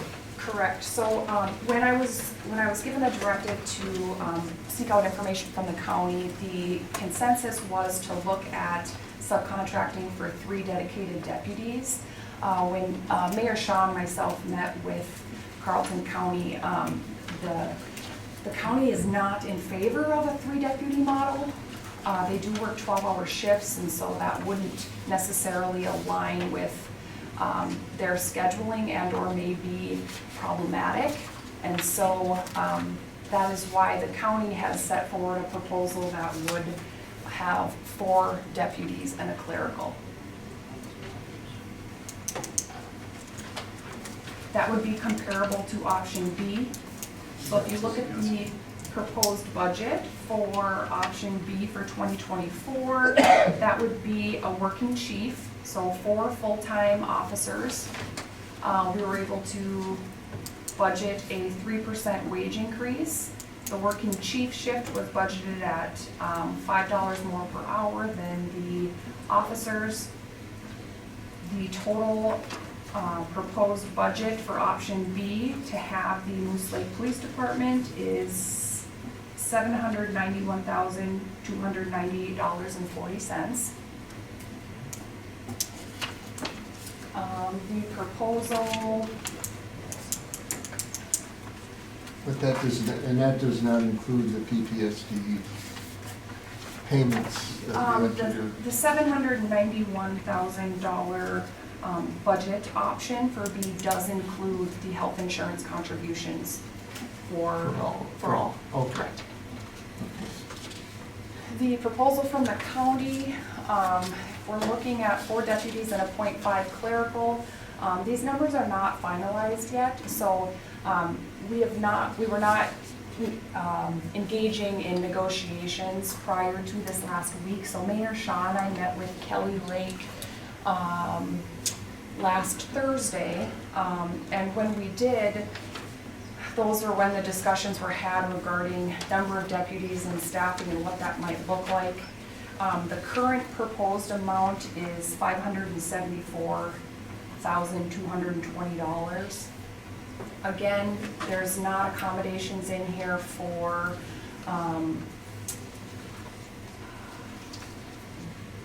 The PTSD. They're not, that would not include the PTSD health insurance obligation.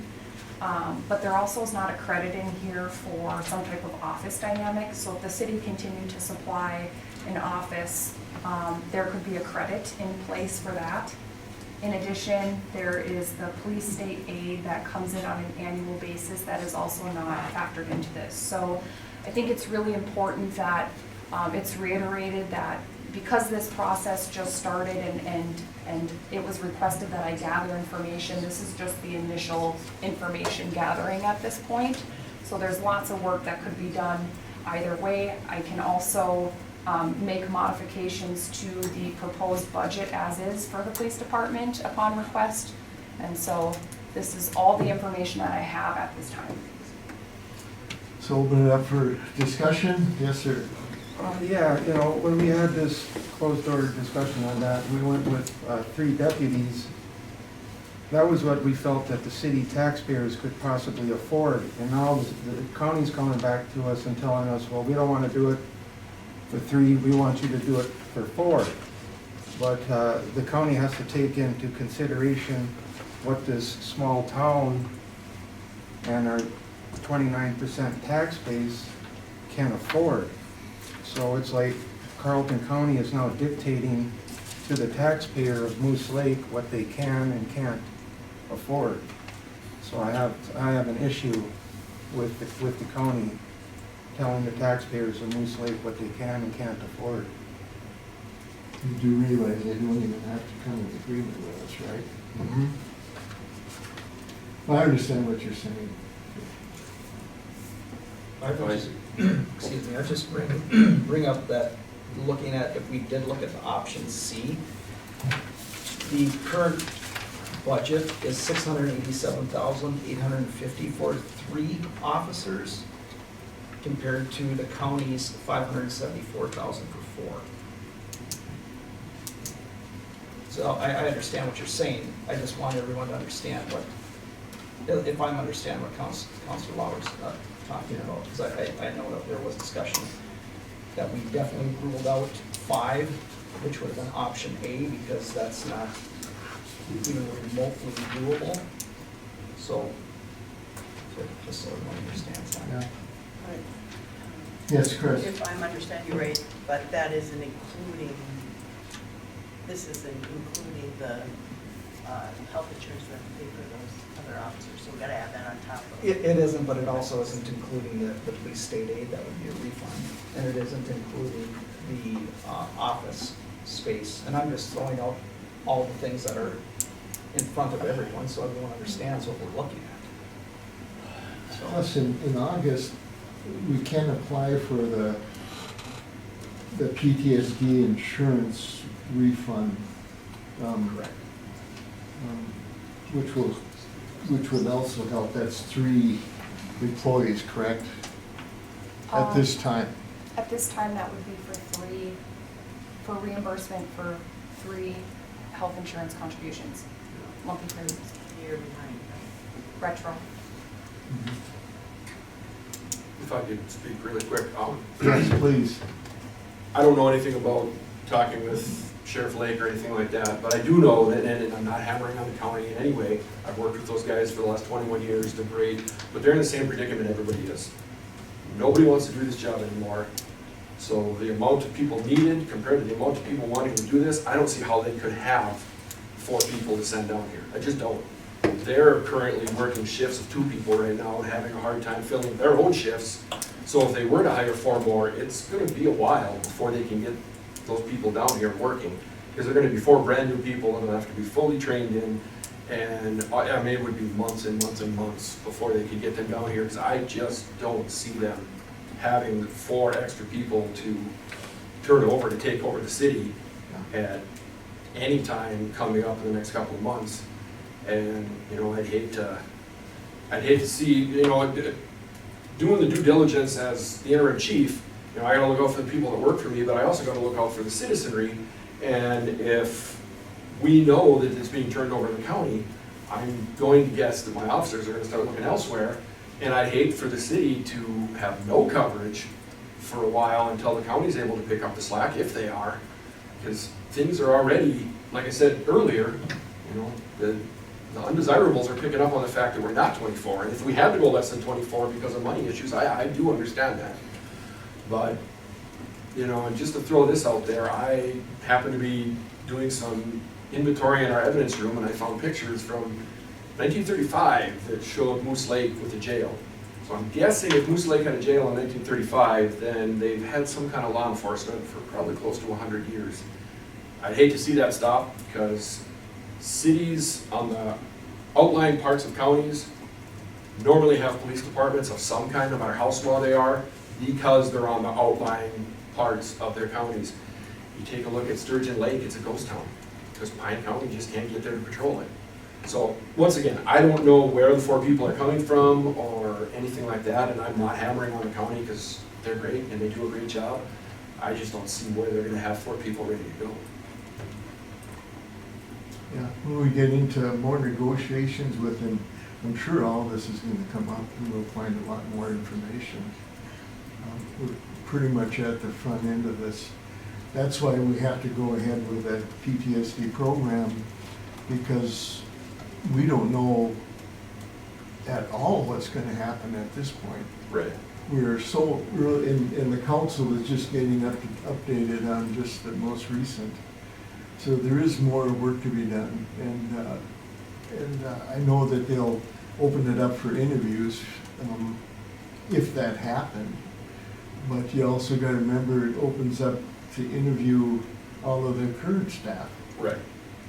Well, and that's more than likely. who would Yeah, take the position, because so it could staff. be current staff coming down here, and the new ones are working in Carlton or wherever they're assigned. Right, but I don't Yeah. think they would even put 4 people down here until they had 4 people to replace them on the road, because that's where they're gonna come from. Yeah, it is so early for us. Right. And we don't know enough yet. So the council will be making some real tough decisions here in the next 2 months, definitely. Yes, sir. It may take 6 months to a year before they come to a point where that we know whether we can or we can't. Right. and whatnot. And- Right. And I believe most of us would feel the fact is that we would like to keep our officers here, but whether or not you have a different colored hat on or a different badge on it Right. to be here, because first of all, you know everything around here that it is. Right, and you know, I love working for this city. I gave up a sergeant position to come here, you know, but in the interest of the people that work at the PD, if we know the PD is closing, I can see the other guys trying to find something else and not waiting it out. You know, just, they all have families, they all have, and I would hate to see that happen to this city. This is a wonderful city. I wouldn't worry about going anywhere. Right, right. So, I believe, We do have budget problems. that we're oh, I trying to solve. totally understand. You know, it's, the crunch is coming on everybody, and especially small cities. I do understand that. I think if we look at that option A, which is what we had at just about 900,000, what do we take in taxes, property tax in a year? Is it a little over 900,000? Proposed for next year is like $1,015,000 or $1,027,000 or somewhere in that ballpark. So that tells us where we're at. I got a question here. Yes. So you guys know who I am, Chad Walsh. I work at the police department here on my day off, because this is important. Thank you, Mr. Patterson, for speaking. I just have one question. I didn't see one of these for the rest of the departments. Are we looking at contracting any other department else other than the police department? Are we looking at cutting services anywhere else other than on the backs of us? I just We have just to a question. we have to look at all departments, but this is a department that's getting close to the total number of taxes we bring in. I get that, but all departments should be looked at, correct? Not just the police department. So we're not looking at I mean, cutting and now it, we're talking, no. it could be 6 months, right? You said 6 months? So for 6 months, you want us to wonder whether or not we have a job? I mean, come on, let's think about this realistically. We all have families. Chad's got a family, I got a family, Oz got a family. We don't want to wait 6 months. We want some answers, and we get it. And we just didn't give you the green light to look at the county. You guys went to LES and said, we're gonna go to the county, because that's what you told them. I talked to LES today. I think Yes, I we think are need going to the county to Yeah. talk with them. So it just You didn't bet, happen you know overnight. why? This has been months. Because we have to look at every option for the citizens of Moose Lake. I get that. Not for any one department, not for any one employee, but for every citizen in the city. And That's I correct. think we need to be careful too, because the communications have been happening between our attorney and LELS, so I'm not privy to those conversations and neither are you, as far as exact timeframe. So I can share with the city's received information, I can be very transparent about that, but it's not fair to be accusatory about when we're receiving information, because those conversations are being had outside of you and I. Well, thank you for pointing that out, but I didn't accuse you of anything. I said it's happened for a while. This has been in our wheelhouse for a while. We've all known this, and we're asking questions at the PD. Do we have a job? Are we losing our jobs to the county? This is a legitimate We question. just told you, no, we don't know. Okay. We're in the You know. beginning of the, how long ago did Darren leave? When did you leave, Darren? Oh, towards the end of July. But your last day was what, September? Yeah, we've had a couple months dealing with budget. Yeah. We're dealing with budget, we're dealing with employees. We had another employee leave. And then right in the middle of that, you changed unions, which is your right. Right. So with all that going on, to me, we're right on time and moving forward. We can't force the county to be faster. We can't force your union to be any different. We have to work within the timelines of all of them. So is the council seriously looking at going with the county? We're looking at all the options. We have to. I don't know how any person seated here, if they have their monthly budget, or they had a budget of, let's say, $1,000 instead of $1 million, and their house payment was $645, which we had $645,000 as a police department last year as a budget. Yeah. And you were told, anyone here was told, your house payment is now gonna go up to $922. And that leaves you $78 left for the month to pay for every other service that we have in the city, or every other thing that you have. We have to do our due diligence. We have to look at these options. And right now, the last option we had was $922. Now, comparing apples with apples, we have $791,000 with the health insurance proposed for next year, and we have $574. That's a difference of $217,000. There's been a lot of sleepless nights here. This is very difficult. We understand this is people's livelihood. We do not take this lightly. But we also have to look at what the budget is. That's why when you said that we didn't do anything with the other departments, you just sat there and you heard us say a $15 service charge, a 52% rate increase. All these things are real. It's real to everybody in the city. And I do not take this position lightly. I do not take what you're saying lightly. I greatly appreciate every person that's here. This is very difficult, and I know that we have the liaison here. Been very, very challenging for all of us. We're not trying to cut anyone down. We're trying to make this work for everyone. But I don't know how we'd support $922,000 with taking just over $1 million. That's the math problem that we're working with. And as the mayor said, we're trying to work it out and figure out if it's doable. Is there another option or not? I think if everyone else found out that their house payment was gonna go up to $922, you'd be looking at a different banker. You'd be looking at somebody else. How can I make this work? That's what we're doing. We're looking at every single avenue to see if we can make it work. I understand that, and thank you, Councilor Judge. The question I had was, the original question was, I didn't see a plan A, B, and C for the administration, the street department, or any other department in the city. I only see one for the police department. Yes. How are we not as important as the other entities in this city? You wouldn't see one, but we've seen we've seen several different ones for every department here. Right, but I'm just asking, how are we not as important? It's not that you're not as important. It is, you're talking about $922,000. You're talking about almost all the tax money going to the police department. That is why, when you look at the biggest expense, you are looking at how do you make that biggest expense less. We looked at the other departments as well. We also talked about capital improvement expenses that are going out, all these other departments. I made a recommendation that hasn't been voted on, that we're gonna have to discuss maybe no capital improvements for any other department, because that's real money as well. How do we make things work? So that's what we're looking at. Thank you. Well, when you do a comparison, we'll get you, Chris. When you do a comparison for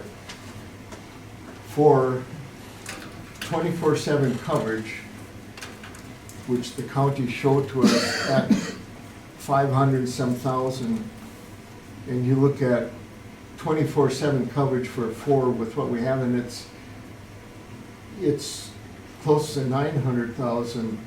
That is a huge comparison for budget. And it's not pointing fingers or not going after anybody. It's just a facts of numbers. It is not a personal thing, it's impersonal. And the council has to make that decision on all those items like that. None of that is personal. And Chad, the way you presented it, we're not after defunding the police and different stuff that I've heard rumors going around.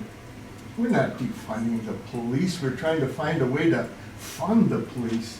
We're trying to find a way to get 24/7 coverage but as reasonable as we can. Just like I asked Phil, can we rebuild a pump? And what will be the result if we do it? We have to look at every option and due diligence at every single department. Give you an example. The whole cost of the library is about the cost of one officer. You can't, Can I you just say one cannot quick thing? compare I don't want to cut departments. you off, Steph, I just have one quick thing. No, you If I have can't, you can't cut me off. You can't compare one department with another. That isn't fair to the council, it isn't fair to the citizens of Moose Lake, nor to the other employees. Well, it's not fair to say you can have a street department, but you can't have a police department because they're too We're not saying expensive. we're not gonna have a police department. If I have a budget of $1,000 a month, I'm gonna look at everywhere where I can cut, not just the police department, everywhere. So we've explained a couple of different examples. of I'm how just we're saying, trying that's to all I'm saying, increase Ted. I revenue. didn't know. see that when I watched it, that's all. I understand what you're saying. I just want to say a quick thing too, as former chief here in Nadia, I would absolutely hate to see the police department go, but again, your numbers, if you believe you're gonna get the same amount of coverage, 24-hour coverage, 7 days a week, for that price, you're gonna get cut somewhere. It's not gonna happen, you know? And my biggest thing throughout this whole process is, you're saying about not, you know, looking at the people in that. How about all these employees I sit there and look at that used to work there? And this has been going on for a while, that this has been coming up even prior to me going out. So I know those things have been, discussions have been had. So it's just like, I think you know, owe them an honest answer of what you're gonna do. I can hear everybody talking and leaning, and I get it, you gotta be within that budget, but you're not gonna get 24-hour coverage for the county, the same level of coverage for that much less. Plus, there's items on here on these things that, like you said, you didn't include any of the income coming in, the state aid, you know, the fingerprint money, that's, you know, several $1,000s, you know, coming in. I see items on here about for Sarah's computer and that's already been paid for. There's been a check given to here that we had a discussion on with you two about that money, correct? That was gonna go for Sarah's 2 new monitors, computer, mouse, and all that kind of stuff. We had to replace your workstation unexpectedly. No, that was done before. This came after. No, but I'm saying when we're looking at, up from a budget standpoint, we already replaced a station in that budget within the course of the year, so we're looking at a replacement schedule for the next year. No. You two to sit there and lie in my face. No, it's Well, not. I come told you on, that. That's it. You know, that's It is. not fair. You know, that's not fair to do to people. Call them liar in an open meeting. This is ridiculous. I got something to say. Since I've been here on the board, this is the first time that we brought in property tax over the budget of the police department. Every time I've been here, the police department budget has been over the total amount of money that we take in the property tax.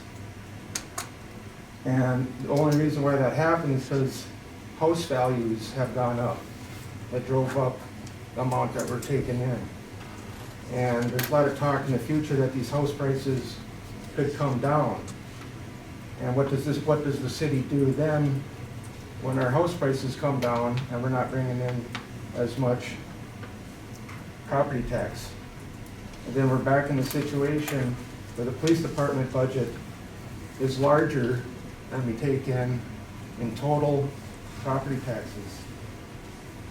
And the taxpayers of Moose Lake want to see everything covered. And we're trying to find a way that we can improve our infrastructure and all the other costs that we have. Our infrastructure, as you all know, is in terrible shape. Every sewer and water line and road needs to be fixed in Moose Lake. And we're looking at way over $100 million that we need to come in to fix those issues. And we are a small town of 1,200 to 1,300 people. We have a tax base of 29%. That is extremely small for a city like this. So the city is in a very difficult situation here. But what we're trying to do is trying to find out what is best for the taxpayers so we can cover all these issues. Otherwise, we're looking at $200 250 years before we get our infrastructure that needs to be replaced now done. That's 250 years to get those projects done. We're talking generations and generations. It's almost a hopeless situation that we all lose sleep over here. We all want to see what's done, what's best for the taxpayers' money. We want to see us have police protection, but right now we have to figure out a way that we can afford all this stuff, and it is not an easy situation to be in. Mayor Shaw, if I may respond to, I mean, from my standpoint, I'm doing my job by facilitating these requests. It is not personal. And when there's an unplanned workstation replacement, that money has to come from somewhere. It just doesn't fall out of the sky. This is not personal. This is, I am doing my job by being tasked to facilitate these requests, and it's really important that there's attempts to make it personal, and from my standpoint, just as a communication, it never will be personal. It's not. I'm just doing my directive for my job, for my supervisors. You're given direction by the council to do those Absolutely. things. That station was decided by the council. It wasn't decided by Ryan or by you. That was done by the council. We choose what money it's when, where, when, and what. To say that you guys are lying, it's just. I'm gonna move this on unless a council member has any other discussion, or I'm going on to the next item. I would just say to anybody, if you have some greater insight than how to make these figures work, I'd love to hear it. We have sat down and looked at figure after figure, and when it goes from $645,000 to $922,000, and it's almost all of your income, what do you do with that? Nobody here can figure it out. If you can figure it out, please give us a call. Please write it down, because this is factual information, and we're trying to make it work. I don't want to see. I've worked with most of you. I know who you are. I've worked with Chad for 15 years. I got 20 years on the street myself. I get it. This isn't fun, but we didn't sit here because it was fun. We sat here because we're trying to do the best that we possibly can. And we're trying to be as honest as possible to everyone that's seated there too. You may not like it, but these are the figures that we have. If you have different figures, please show them to me. Thank you. I'm gonna move on to 6K Resolution 23-11-01. City of Moose Lake, Carlton County, Minnesota, resolution in support of an application for the Local Road Improvement Program, LRIP grant. And we depend on these grants because of all these funding issues.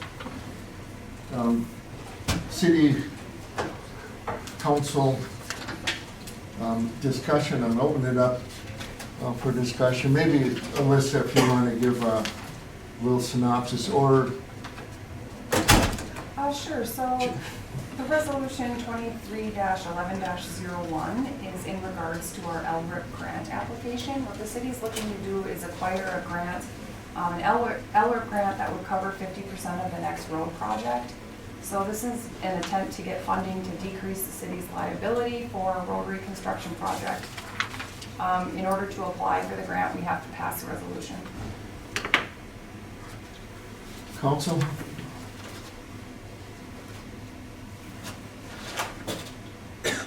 I think this is the only way we're gonna get another, a good road project is with this LRIP money. Correct, LRIP will fund 50% of the project.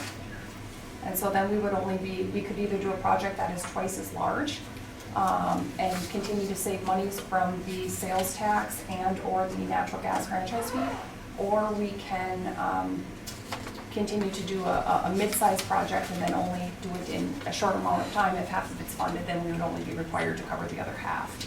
This particular project would be the reconstruction of First Street, and so it would be a large project. Funding for half of it would be very important. We're not guaranteed to get it. We're just We are not. a resolution to try to get it. Correct. I'll make a motion to pass resolution 2311. Do I have a second? Second. All in favor, say aye. Aye. Opposed, say no. Motion carried. We need some signatures on this also. Moving on to 6L, Resolution 23-11-02. Yeah, it was requested from Carlton County that we pass this resolution regarding some monies that were provided by the Office of the Secretary of State in order to fund voting operations. Carlton County will retain these monies, and in doing so, they help facilitate and or provide all the equipment we need for elections. And so they'll continue to provide those supplies, but they are keeping the funding. And so we need to pass a resolution, and every entity within Carlton County is being asked to pass this resolution. Council?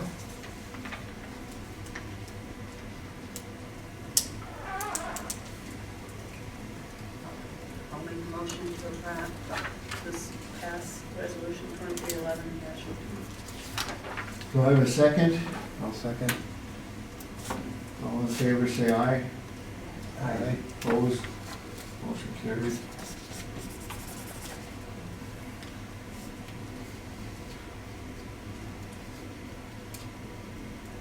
The next two items, we're gonna go into closed session, so we'll come back to them. I'm gonna go through reports, correspondence, committees, and announcements, and we'll go into closed session. And then we'll come back out of session at the end.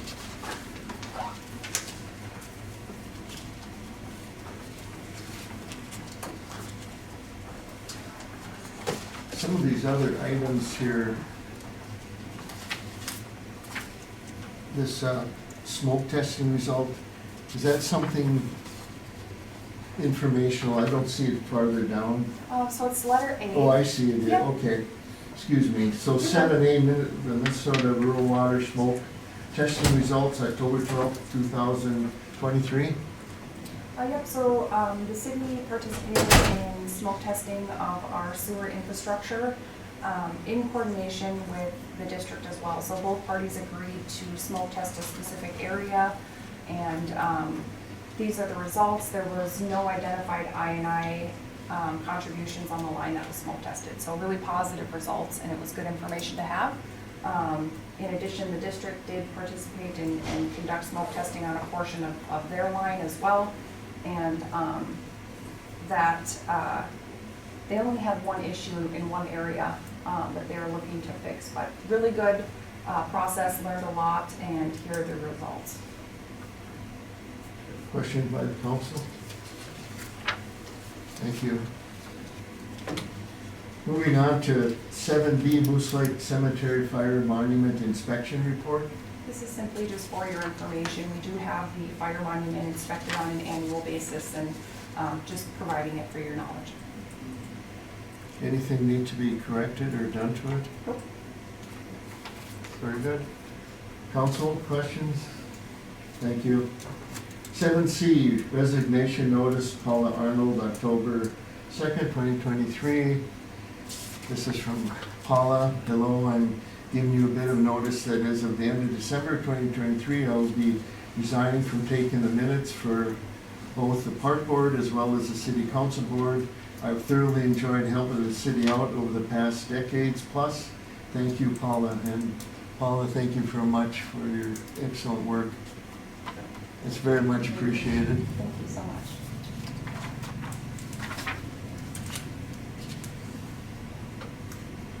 Seven D, Essentia Health Foundation, thank you letter, October 16th.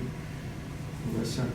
Yes, this is a letter that we received from Essentia Health. Ryan was influential in helping them get us established and prepared for their event. So it was really nice to have, we wear so many hats and do so many things in the background. It was really nice of them to to be aware and show gratitude for some of our efforts. So I wanted council to be aware of that. Thank you, Ryan.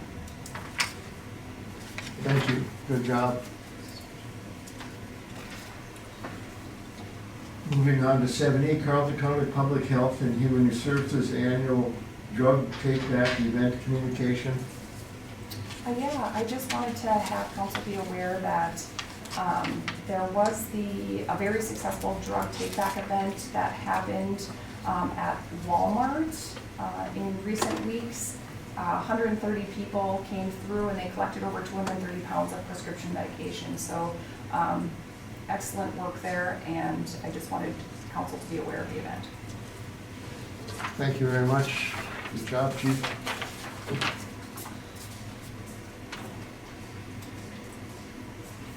Moving on to 8, committee and board meeting minutes. We have 8A, the Moose Lake Area Fire Protection District meeting minutes for October 10th. Under announcements, we have regular Moose Lake City Council meeting Wednesday, December 13th at 4 p.m. right here, Moose Lake Economic Development Authority, Wednesday, November 15th at 12 p.m., the city conference room. Moose Lake Water and Light Commission, regular meeting Tuesday, November 21st, 1 p.m., Water and Light Office. Moose Lake Housing and Redevelopment Authority Board, Monday, November 13th, 11 a.m., Hillside Manor Office. Moose Lake Area Fire District, Tuesday, November 14th, 6:30 p.m., Emergency Response Center.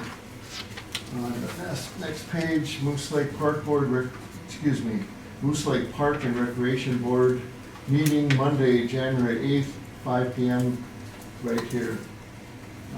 Now before the next item, because we're going into closed session for specific reasons, I do have to read statements. One here.